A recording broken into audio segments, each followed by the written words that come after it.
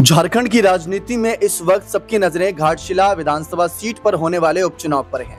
लेकिन इस उपचुनाव में कुछ बड़े चेहरे नजर आएंगे तो वहीं कुछ चेहरे नदारद भी रहेंगे। माना जा रहा है कि बीजेपी के फैसले से एक बड़े चेहरे को तगड़ा झटका लगाया और वह है सीता सोरेन। जी हां, झारखंड राज्य के लिए निर्माता बने थे शिबू सोरेन की बड़ी बहू है सीता सोरेन, जो काफी लंबे समय तक जेएमएम पार्टी में रही, तब तक विधायक भी रही। लेकिन जब बीजेपी में आई तो 2 चुनाव तो लड़े, लेकिन दोनों ही चुनाव में उन्हें हार का सामना करना पड़ा। इस बार जब घाटशिला सीट पर उपचुनाव का माहौल बनना था तो माना जा रहा था कि बाबूलाल सोरेन का टिकट कटेगा, सीता सोरेन की बेटी जयश्री को टिकट मिलेगा। टिकट मिलने की बात तो दूर, यहाँ पर सीता सोरेन को स्टार प्रचारक तक नहीं बनाया गया। सोचिए, 40 स्टार प्रचारकों की लिस्ट में सीता सोरेन, जो शिबू सोरेन परिवार की बड़ी बहू है, उनको यहाँ पर जगह तक नहीं मिली। अब उनका अगला कदम क्या रहेगा, इस पर सोचने वाली बात है, क्योंकि एक तरफ हेमंत कल्पना की जोड़ी झारखंड की सियासत में काफी धूम मचा रही है। जेएमएम का अच्छा खासा वोट बैंक बढ़ रहा है, महिला वोट बैंक को जहां कल्पना साध रही है, तो वहीं दूसरी तरफ अपनी अलग अलग योजनाओं से जनता का दिल जीत रहे हेमंत सोरेन। तो रोकेगा कौन इन्हें? बीजेपी की तरफ से चंपई सोरेन पर एक दाव लगाया जा सकता था और इस बार भी उनकी ताकत उभर कर सामने आई, क्योंकि पहले तो चर्चा थी कि अगर चंपई दा के बेटे का टिकट दोबारा नहीं मिला तो हो सकता है कि चंपई दा जेएमएम में वापसी कर ले। और अब यहाँ पर चर्चा का पूरा विषय ही बदल गया, क्योंकि सीता सोरेन की बेटी को ना तो टिकट मिला, ना तो उनको स्टार प्रचारक की भूमिका मिली। तो सवाल उठता है कि सीता सोरेन अब करेंगी क्या, क्योंकि राजनीतिक विश्लेषक तो इसे इसी नजरिए से देख रहे हैं कि 1 साल के अंदर इनका कद घट गया। हम अगर उत्तर प्रदेश के एग्जाम्पल दें तो उत्तर प्रदेश की राजनीति में मुलायम परिवार की छोटी बहू अपर्णा यादव साल 2022 में बीजेपी ज्वाइन करी थी। लग रहा था कि किसी चुनावी मैदान में उतरेंगे, टिकट देगी बीजेपी उन्हें, लेकिन 2-3 साल बीत गए, अभी तक कोई टिकट नहीं दिया। महिला आयोग का उपाध्यक्ष पद जरूर दिया गया, लेकिन क्या उनके लिए इतना काफी है? मुलायम परिवार की छोटी बहू, अगर आज हम मुलायम परिवार के जितने भी बड़े चेहरे हैं या जितने भी चेहरे हैं सबकी बात करें, कोई सांसद है, कोई विधायक है, यानी जनता के फैसले से वो चुना गया, ना कि सरकार के फैसले से। तो वही बात यहाँ पर सीता सोरेन की आती है। हम यहाँ पर चर्चा करते हैं अमन सर के साथ कि क्या हो सकता है सीता सोरेन का अगला फैसला, क्योंकि इस साल हमने शुरुआत में ऐसी खबरें भी सुनी थी, खुद सीता सोरेन ने भी ये बात कही थी कि कोई सी भी संभावना राजनीति में कभी भी बनी रहती है। और जब शिबू सोरेन जी का निधन भी हुआ था तो परिवार के साथ जो नजदीकियां देखी गई थी, उसके बाद कयास लगे थे हो सकता है कि इनकी नाराजगी अब दूर हो जाए। जिस तरीके से यूपी की राजनीति में मुलायम सिंह यादव के निधन के बाद शिवपाल की नाराजगी दूर हो गई थी, ठीक उसी तरीके से यहाँ पर सीता भी मान जाए। तो इस पर आप क्या कहना चाहेंगे? देखिए, बिल्कुल, अब पारिवारिक जो रिश्ते होते हैं वो आसानी से खत्म नहीं होते। कई बार नाराजगी होती है, दूरियां हो जाती है, लेकिन जब समय के साथ में बहुत सारे जो आपस मनों में मैल होते हैं या जो एक तो गुस्सा होता है, नाराजगी होती है, वो खत्म होती हुई दिखाई पड़ती है। अब यहाँ से अहम बात ये देखने को मिलती है कि क्या सीता सोरेन, जो सोरेन परिवार का हिस्सा हैं, दुर्गा सोरेन के उनके पति थे जो जिनका निधन हो गया, अब ऐसे में सीता सोरेन जिस तरह से नजर आती थी जेएमएम के अंदर, कई तरह की बयानबाजी करती हुई नजर आती थी, अहम कह सकते हैं कड़ी जेएमएम की वो दिखाई पड़ती थी, लेकिन जिस तरह से अचानक उन्होंने जेएमएम छोड़कर बीजेपी का दामन थामा और 2 मरतबा चुनाव उन्होंने लड़ा, एक बार संसदीय का, दूसरी दफा उन्होंने विधायकी का चुनाव लड़ा, लेकिन दोनों ही बार उनको जिस तरह से हार मिली है उससे कम से कम ये साबित हो रहा है कि बीजेपी के साथ चलने का जो उनका एक तरीके से प्रोसेस था वो उतना बेहतर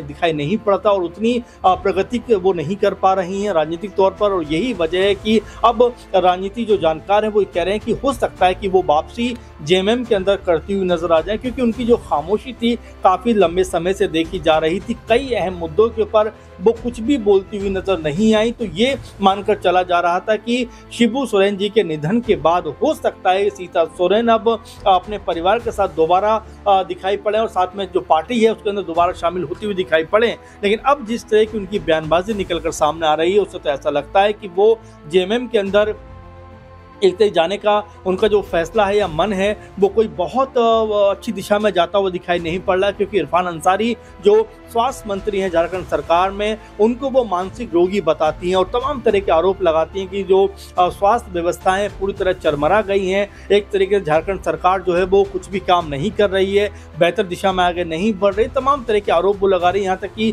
जो मैया सम्मान योजना है उसको ठग योजना बताती हुई दिखाई पड़ती है। इस तरह की बातों को करने के बावजूद भी जब इरफान अंसारी से कहा जाता है कि भाई सीता सोरेन आपके बारे में ऐसी ऐसी बातें बोल रही हैं, कहते हैं कि वो मेरी भाभी हैं और मैं उनके खिलाफ कोई भी बयान नहीं दूंगा। तो क्या यहाँ से एक संभावना बचा के रखी है? क्या यहाँ से एक तरीके से अपनी जो राह मुश्किल कर रही थी सीता सोरेन जेएमएम वापसी की, क्या वो राह जो है अब इरफान अंसारी आसान करते हुए नजर आ रहे हैं? तमाम तरह के विकल्प यहाँ दिखाई देते हैं, लेकिन जिस तरह से सीता सोरेन और उनकी दो बेटियां हैं वो पॉलिटिकल तौर पर एक्टिव होना चाहते हैं और ये मानकर चला जा रहा था कि एक नाम घाटशिला पर उनकी बेटी का भी हो सकता है, क्योंकि घाटशिला के अंदर महिला मतदाताओं की जो संख्या वो काफ़ी ज़्यादा नजर आती है। तो ऐसे में हो सकता है कि सीता सोरेन की बेटी को वहाँ से टिकट मिलता, लेकिन बीजेपी ने टिकट नहीं दिया और एक बार फिर चंपई सोरेन के बेटे के ऊपर ही दाव लगाया। तो ऐसे में कई तरह की संभावनाएं जो है वो नजर आती हैं। अब यहाँ से सीता सोरेन क्या कदम उठाएंगी, क्या कुछ करती हुई नजर आएंगी, क्योंकि बीजेपी के अंदर भी उनकी जो स्थिति है कोई बहुत बेहतर दिखाई नहीं पड़ती है। जी, आप सभी को बता दें कि जिस तरीके से झारखंड की राजनीति का इतिहास रहा, शिबू सोरेन जी के बाद माना जा रहा था कि उनके ही बड़े बेटे दुर्गा सोरेन ही कहीं ना कहीं मोर्चा संभालेंगे, लेकिन उनके निधन के बाद हेमंत को आगे आना पड़ा ना चाहते हुए भी।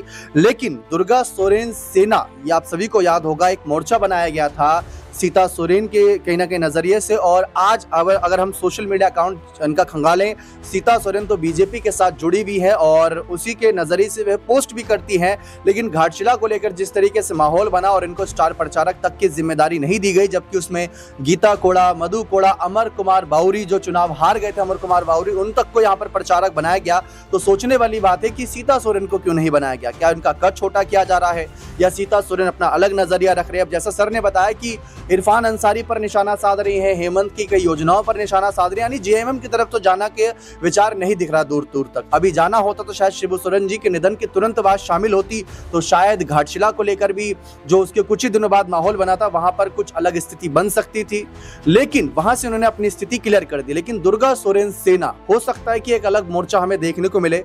चंपईदा ने जब जेएमएम छोड़ी थी, इनको बहुत से लोगों ने सलाह दी थी कि बीजेपी के साथ मत जाइए, वहां आपका राजनीतिक करियर समाप्त हो जाएगा, वहां बड़े नेता हैं, उसी फहरिस्त में आप खो जाएंगे, नहीं पता चलेगा, बीजेपी आपको कोई सम्मान नहीं देगी। वही बात सीता को लेकर भी कही गई थी, लेकिन सीता को 2 बार टिकट देकर बीजेपी ने ये तो साबित करा कि हम सम्मान दे रहे हैं, बाकी जनता का क्या फैसला इनके प्रति वो जनता तय करेगी।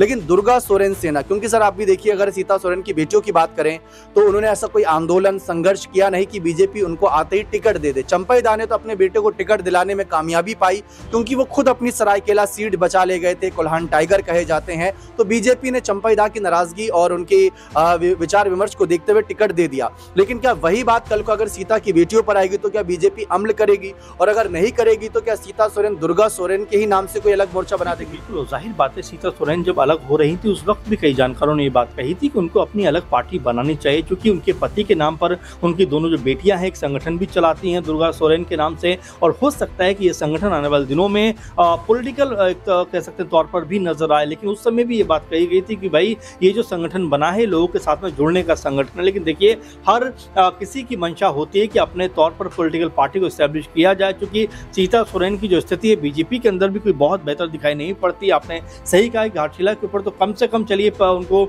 अगर प्रत्याशी नहीं बनाया गया, उनकी बेटी को प्रत्याशी नहीं बनाया गया, तो कम से कम जो स्टार प्रचारक की लिस्ट थी उसमें तो उनका नाम होना चाहिए था, लेकिन वहां भी दिखाई नहीं पड़ती। अब ऐसे में जेएमएम के खिलाफ भी बयानबाजी कर रही हैं, तो आखिर सीता सोरेन क्या चाहती हैं, किस तरह से आगे बढ़ना चाहती हैं, क्या अपनी कोई पॉलिटिकल पार्टी एस्टैब्लिश करना चाहती है? क्योंकि उनकी दोनों जो बेटियां हैं राजश्री और जयश्री, वो लगातार लोगों से जो कह सकते हैं कम्युनिकेशन करती हैं, लगातार लोगों के बीच में अपनी उपस्थिति दर्ज कराती हैं। और यही वजह है कि जो दुर्गा सोरेन के नाम से जो संगठन है वो आने वाले दिनों में हो सकता है कि कोई पॉलिटिकल जो कह सकते हैं संगठन है उसमें तब्दील होता हुआ दिखाई पड़े। क्योंकि सीता सोरेन की जो स्थिति नजर आती है दोनों ही कह सकते हैं दलों के अंदर कोई बहुत बेहतर नजर नहीं है। क्योंकि सीता सोरेन जब नाराज हुई तब जेएमएम छोड़कर बीजेपी में शामिल हुई, इस उम्मीद के साथ में कि बीजेपी में उनको बड़ा ओहदा या मकाम मिलता हुआ दिखाई पड़ेगा। लेकिन दुमका चुनाव की बात करें उसमें वो हार जाती हैं, फिर विधानसभा चुनाव में हार जाती है। तो ऐसे में उनके पास विकल्प बचता है कि अगर वो अपना संगठन बनाए तो हो सकता है कि अपनी जो राजनीति है उसको वो आगे बढ़ाती हुई दिखाई पड़ जाए। जी, लेकिन क्या जनता उस संगठन के साथ खड़ी नजर आएगी? सवाल यही रहेगा। लेकिन आगे देखते हैं कि हेमंत और कल्पना भी अपनी भाभी के नजरिए से राजनीतिक तौर पर क्या अपनी बातें रखती हैं। बने रहें चैनल के साथ, बहुत बहुत शुक्रिया।